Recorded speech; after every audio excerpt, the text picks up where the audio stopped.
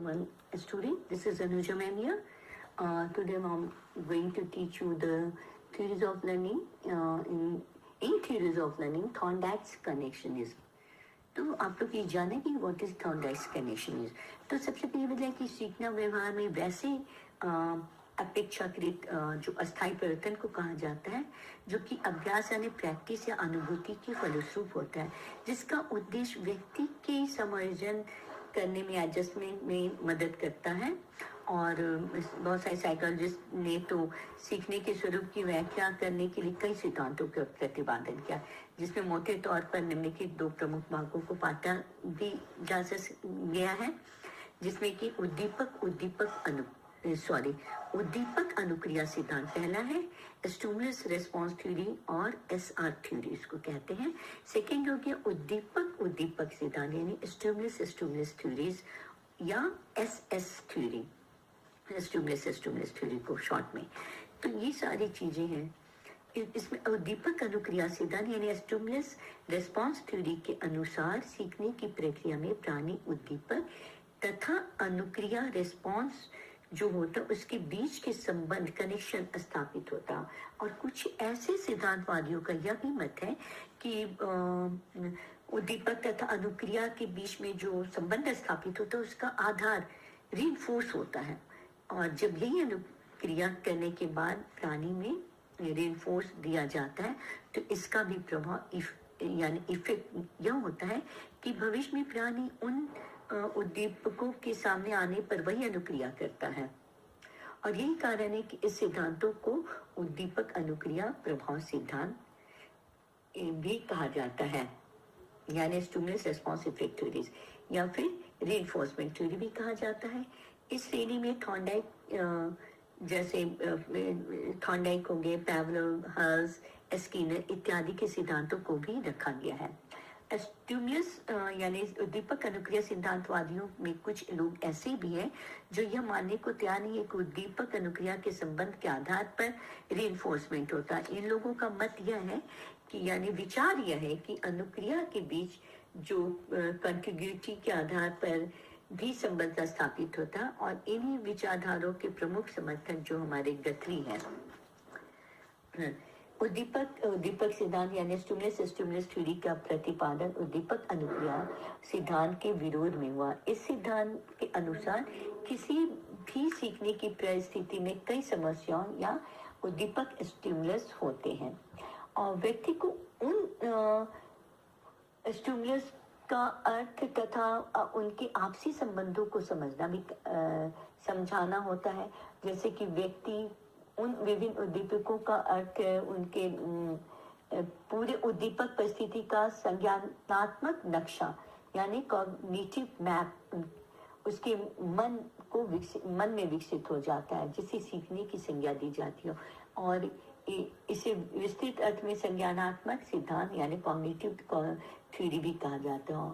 और इस सिद्धांत के मुख्य प्रवर्तक टॉलमैन है और कोहलर कोफका तथा इन सिद्धांतों को भी इस श्रेणी में रखा गया है. पियाजे का सिद्धांत भी एक संज्ञात्मक सिद्धांत है. और यहाँ उपयुक्त सिद्धांतों में से केवल जितने हम सिद्धांत अभी बतलाए हैं सिद्धांतों पर ज्यादा प्रकाश डाला गया, जैसे थॉर्नडाइक का है, फिर Skinner's theory, Hull's theory, Guthrie's की थ्योरी होगी, टॉलमैन थ्योरी, इनसाइट थ्योरी, पियाजे थ्योरी.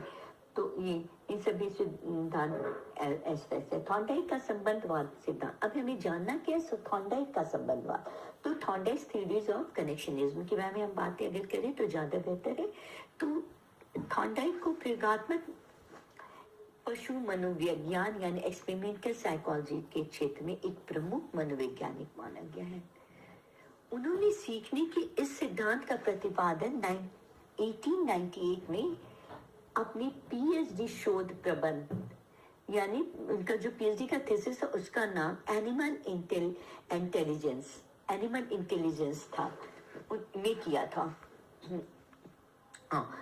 टॉलमैन 1938 ने थॉर्नडाइक के इस सिद्धांत पर टिप्पणी करते हुए यह भी कहा था कि उनका यह सिद्धांत इतना पूर्ण और वैज्ञानिक था कि उस समय के अन्य सभी मनोवैज्ञानिकों ने थॉर्नडाइक को अपना काफी स्टार्टिंग पॉइंट भी मान लिया था.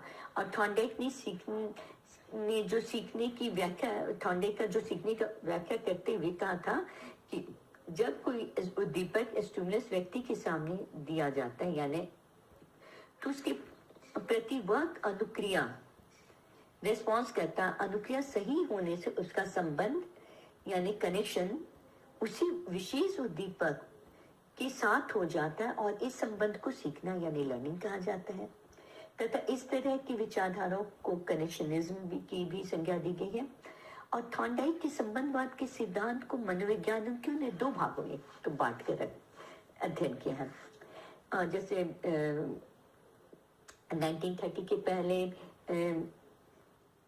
का संबंधवाद जो कनेक्शनिज्म बिफोर 1930 था आता था, 1930 के बाद का कनेक्शनिज्म है। इन दोनों कालों में संबंधवाद द्वारा जो सीखने की व्याख्या की गई थी वो कुछ इस प्रकार है।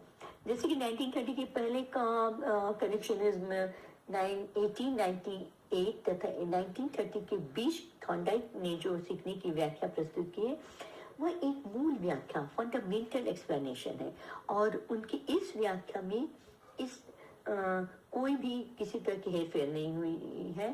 थॉर्नडाइक का कहना है कि पशु या मनुष्य किसी कार्य को प्रयत्न तथा भूल यानी ट्रायल एंड एरर की प्रतिक्रिया के द्वारा ही सीखता है। क्या कहा है थॉर्नडाइक ने कि मनुष्य या पशु किसी भी कार्य को सीखने के लिए वो पहले ट्रायल एंड एरर की प्रतिक्रिया के द्वारा ही सीखता है और प्रत्येक सीखने की परिस्थिति में प्राणी ऑर्गेनिज्म के सामने एक समस्या यानी उसके सामने एक प्रकार की हमको पहले प्रॉब्लम रखना होता है ताकि वह उस समस्या का समाधान करने की अनेक प्रकार की अनुक्रियाएं करने लगता है। जब तक हम प्रॉब्लम नहीं देंगे तो उस प्रॉब्लम को सॉल्व करने कैसे जाएगा और सॉल्व करने के लिए हर वक्त तो इतना इंटेलिजेंट नहीं होता है कोई तुरंत कर लेगा, इसलिए वो ट्रायल एंड एरर के आधार पर चाहे ह्यूमन बीइंग हो या एनिमल हो करते हैं और इन अनुक्रियाओं में से ही जो सही रिस्पॉन्स का प्राणी द्वारा चयन सिलेक्शन कर लिया जाता है और फिर बाद में वही सही अनुक्रिया उस समस्या के साथ संबंधित हो जाती है।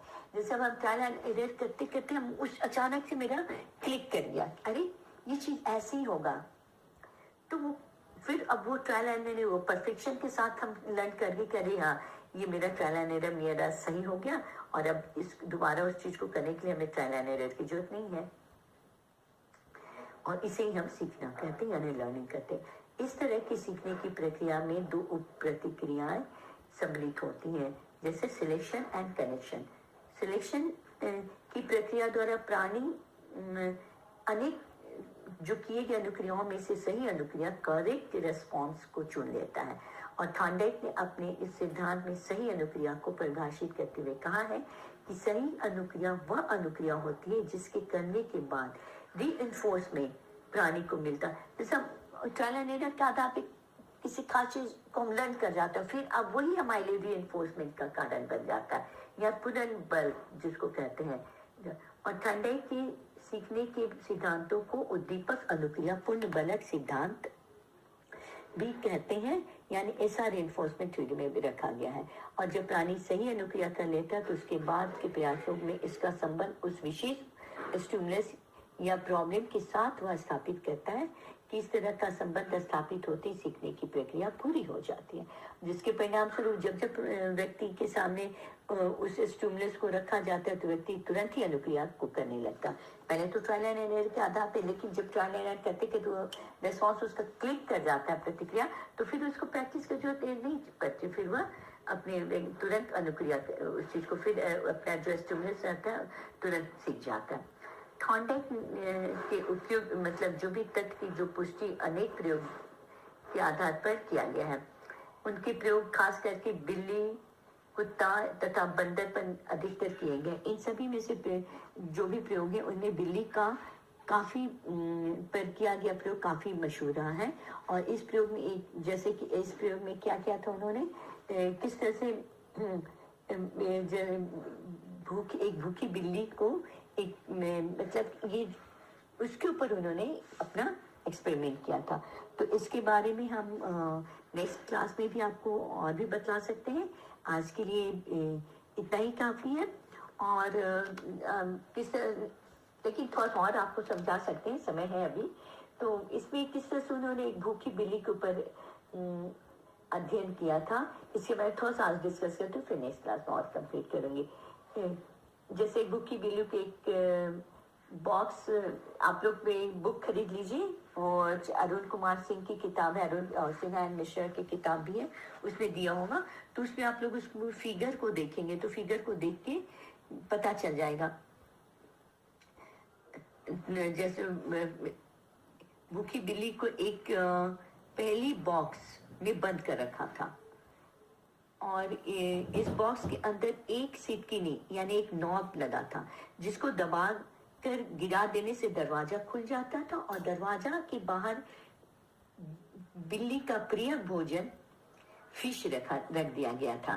चूंकि बिल्ली भूखी थी और अतः वह दरवाजा खोलकर भोजन खाने की पूरी कोशिश करना प्रारंभ कर दी। अब देखिए वो उसमें पिंजरे के बाहर वो बिल्ली का प्रिय भोजन फिश या फिर मिल्क भी आप रख सकते हैं, ये सारी चीजें तो वो रख दिया गया। अब भूखी बिल्ली को ही, ये एक्सपेरिमेंट भूखी बिल्ली पे, पेट भरे तो भूखी बिल्ली पे उन्होंने किया था, और उसके सामने भोजन वो सिटकिनी एक लगी थी जो नॉब था, और उस सिटकिनी को दबाने से खुल जाता था दरवाजा, ताकि वो बाहर निकल के वो खा सके, अपने भूख की तृप्ति कर सके, प्यास बुझा सके। तो दरवाजे के बाहर जब भोजन रख दिया जाता था तो चूंकि बिल्ली तो भूखी थी और वह दरवाजा खोलकर भोजन खाने की कोशिश करना भी प्रारंभ उसने कर दिया। प्रारंभ में कई प्रयासों यानी ट्रायल्स में जब बिल्ली को बॉक्स के अंदर रखा गया तो वह सारे अनियमित जितने अननेचुरल बिहेवियर है, जैसे उछलना, कूदना, नोचना, खसोटना जिसको कहते हैं, हर तरह के उसने अपने व्यवहार करने शुरू कर दिए।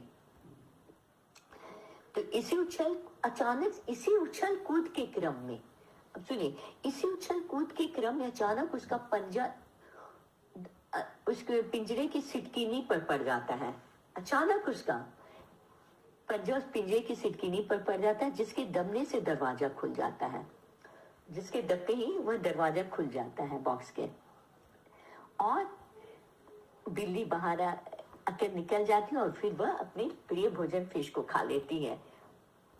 बाद में के प्रयासों यानी क्लास में बिल्ली द्वारा किए जाने वाले अनियमित व्यवहार अपने आप कम होते गए तथा बिल्ली सही अनुक्रिया यानी सिटकिनी दबाकर दरवाजा खोलने की अनुक्रिया को बॉक्स में रखे वे बॉक्स के सामने जो रखने के बाद तुरंत जो भोजन रखा जाता तो दरवाजा खोल के, अब क्या पहली बार उसे तो ट्रायल एंड एरर के आधार पर उसका पंजा पड़ जा रहा है, सिटकिनी पे तो खुल जा रहा, सेकेंड टाइम उसको फिर बंद किया जा रहा है, उसके सामने दूध रखा जा रहा, अब भूखी बिल्ली के ऊपर, तो सेकेंड टाइम में फिर उसका, तो अब क्या होता है कि पहली बार में जो खुल जाता है, सेकेंड टाइम में अब उसका इंसान वो समझ जाती कि नहीं इसको दबाने से दरवाजा खुल गया था, तो इसी को दबा के हम निकल के अपने खाने को खा सकते हैं।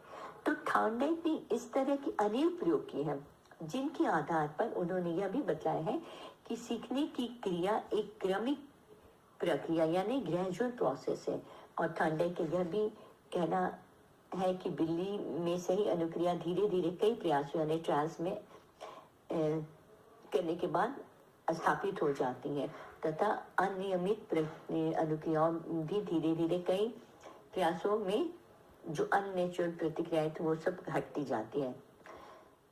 तो अगर इस बात का भी कोई सबूत नहीं मिलता है कि बिल्ली में ने सीखने के दौरान किस तरह की सूझ इंसाइट का सहारा लिया, बल्कि सच्चाई तो यह है कि जैसे जैसे प्रयास दिया गया वैसे वैसे सीखने की प्रक्रिया अपने आप ही ऑटोमेटिक एक मैकेनिकली ऑटोमेटिक कहिए या यांत्रिक रूप से मैकेनिकली भी होती है।